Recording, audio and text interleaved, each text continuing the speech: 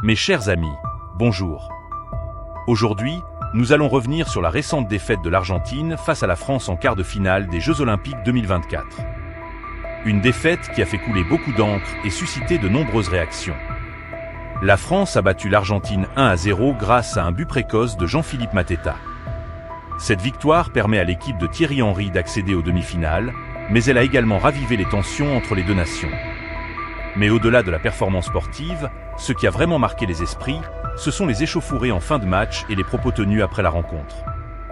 Lucas Beltrán, attaquant de l'équipe argentine, a affirmé, je cite, « Les Français nous ont insultés et nous ont traités de racistes. Ils ont célébré le but devant nos visages et ont fait la fête devant nos familles à la fin du match. Ce n'est pas la bonne façon de faire. » Fin de citation.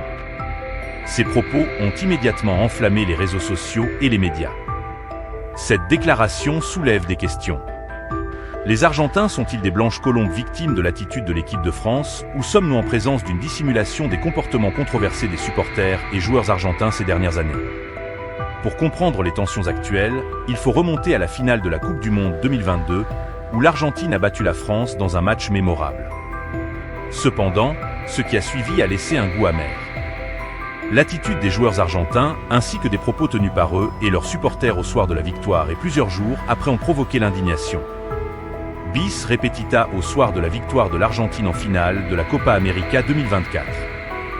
De nouveau des propos et des attitudes anti-français ont été tenus, alors que l'équipe de France ne disputait même pas cette compétition. Pour une raison non révélée au grand public, les Argentins semblent avoir décidé de faire de la France leur meilleur ennemi. Les joueurs français et leurs supporters n'ont pas oublié ces incidents. La défaite de la Coupe du Monde a laissé des cicatrices, et la rencontre au JO a été perçue comme une opportunité de revanche, même si elle n'oppose pas les équipes à de chaque nation.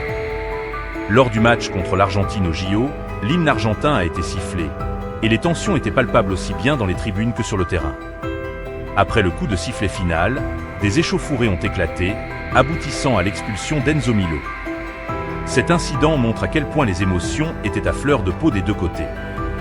Lucas Beltrán, par ses propos, semble découvrir que l'eau ça mouille et que le feu brûle.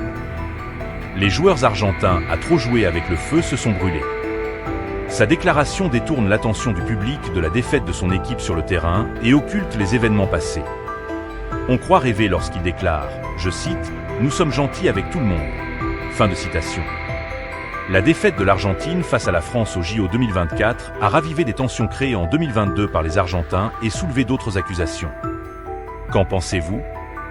Les Argentins sont-ils des victimes ou font-ils de la victimisation pour cacher la défaite et leurs propres attitudes? Laissez vos commentaires ci-dessous et n'oubliez pas de vous abonner pour plus de contenu exclusif. Je vous remercie pour avoir regardé cette vidéo. Un j'aime est apprécié.